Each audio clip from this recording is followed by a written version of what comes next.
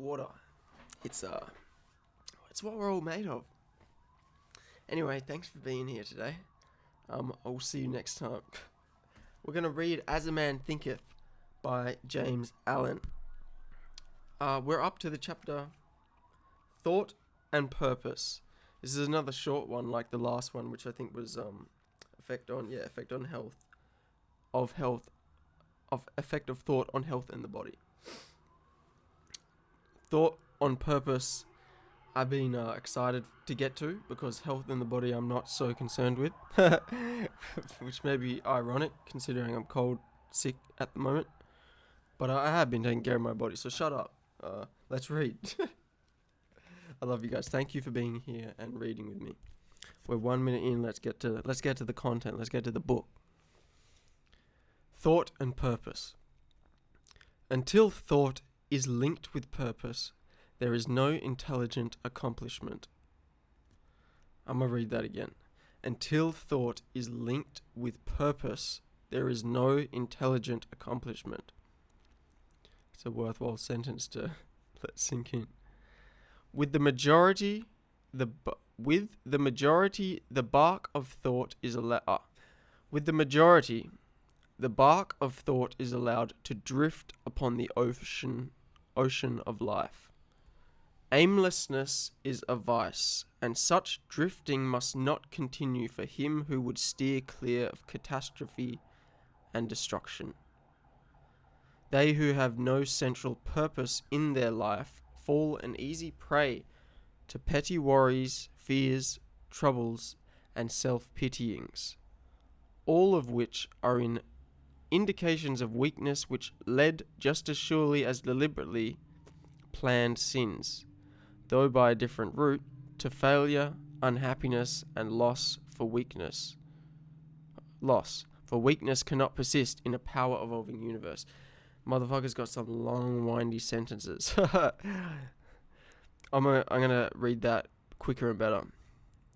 Those who have no central purpose in their lives fall easy prey to fear and trouble, all of which are indications of weakness which lead to failure, unhappiness, and just as deliberately planned sins.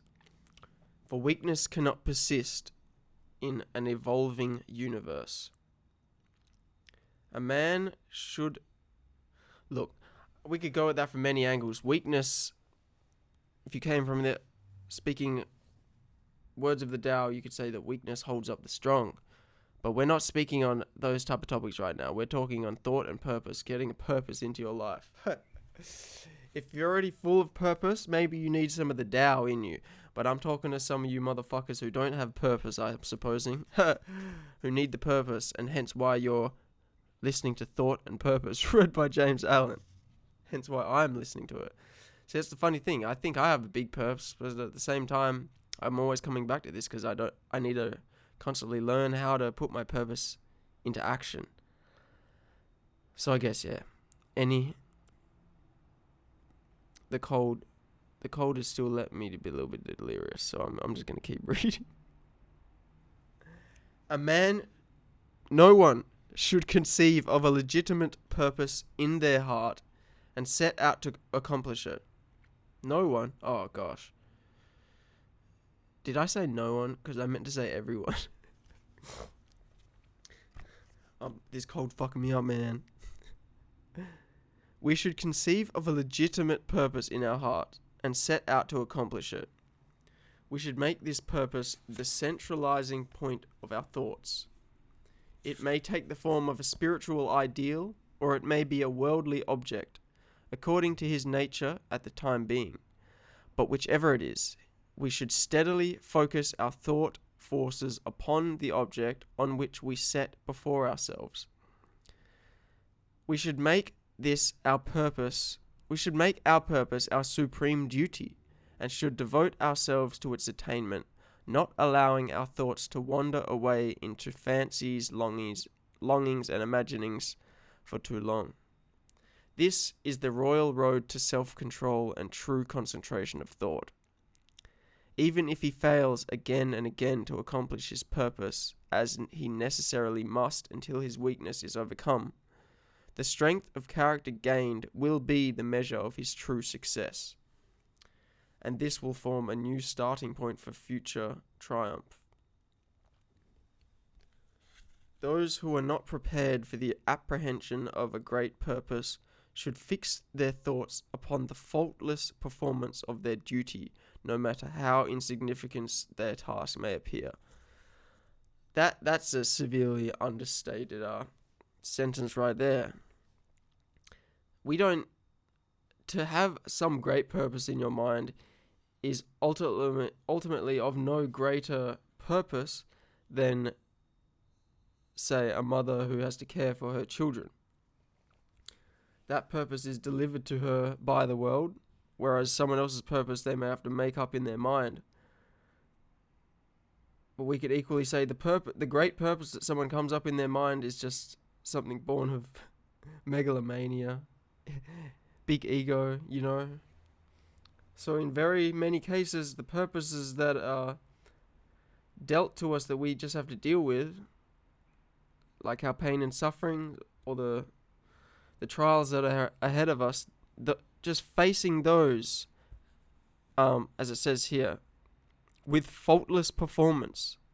If we can just face our reality as it is and try to strive to be faultless with being ourselves, there is no greater purpose. If that purpose involves coming up with a great plan in your mind, then that's what it is. If that purpose involves working every day to support those around you, then that's what it is. There's nothing greater than seeing your life as it is and working for that purpose absolutely. Only in this way can the thoughts be gathered and focused, and resolution and energy be developed, which being done, there is nothing which may not be accomplished. There is nothing which may not be accomplished.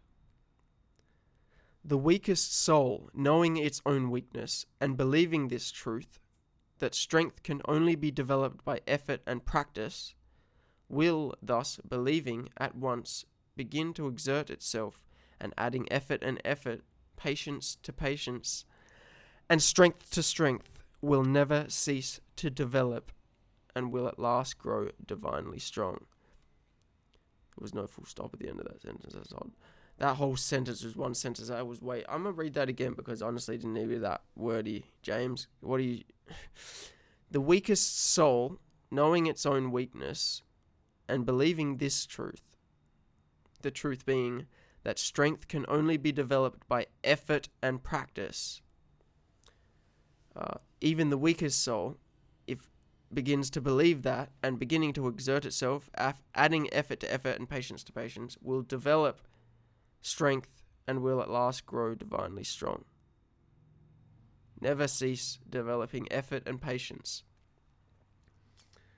See, the Tao would fuck with that. As the physically weak man can make himself strong by careful and patient training, so the man of weak thoughts can make them strong by exercising himself in right thinking. To put away aimlessness and weakness, and to begin to think with purpose, is to enter the ranks of those strong ones who only recognize failure as one of the pathways to attainment. Failure as one of the pathways to attainment. Failure as not existing is something we should definitely get into in another video, but not right now. Failure is just a stepping stone. It's nothing other than that. There's no negative connotation. Those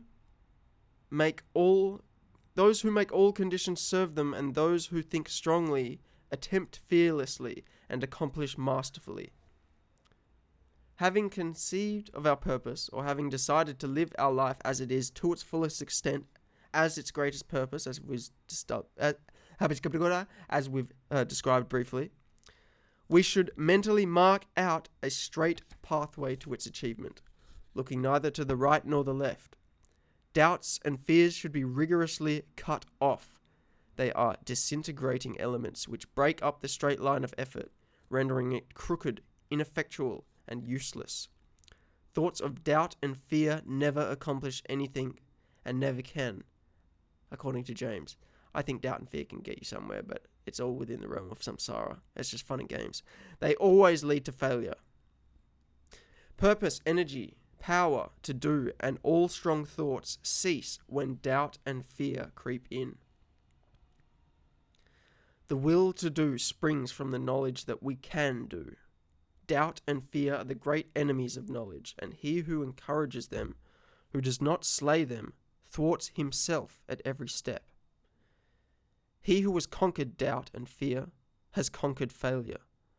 His every thought is allied with power, and all difficulties are bravely met and wisely overcome. One's purposes are seasonably planted, and they bloom and bring forth the fruit which does not fall prematurely to the ground. I gotta say, I never understood that does not fall prematurely to the ground part. Just healthy fruit, I suppose. Thought allied fearlessly to purpose becomes creative force. The one who knows this is ready to become something higher and stronger than a mere bundle of wavering thoughts and fluctuating sensations. One who does this has become the conscious and intelligent wielder of our mental powers. Thank you, James. That was the short, concise, but very powerful chapter, one of my favorites, on thought and purpose from the book As a Man Thinketh, and as we're referring to it, As a Human Thinketh. As One Might Think, by James Allen. We only have about 15 pages left of this. We're 35 pages in, so 2 more videos probably will be summing this up. How many chapters even? Thought and Purpose is left. Wait, I just read Thought and Purpose. Cool. We have the thought factor in achievement. That's a good one. Important. I like the last few chapters. Then we have visions and ideals, which I believe is the last. Oh, then finally serenity. We got 3 more. We'll space it out. We got 3 more videos to come. And then that'll be the end of As a Man Thinketh. We'll pop that all in a playlist, and it'll be my first book fully read to you guys. I'll feel accomplished. You guys will have learnt something. Raise God will have done something good with his day. I love you guys so much. Thank you for being part of this family. Always. Thank you for growing. Thank you for learning. It's the best thing you can do for yourself, for the rest of the world. What the hell is there else for me to say?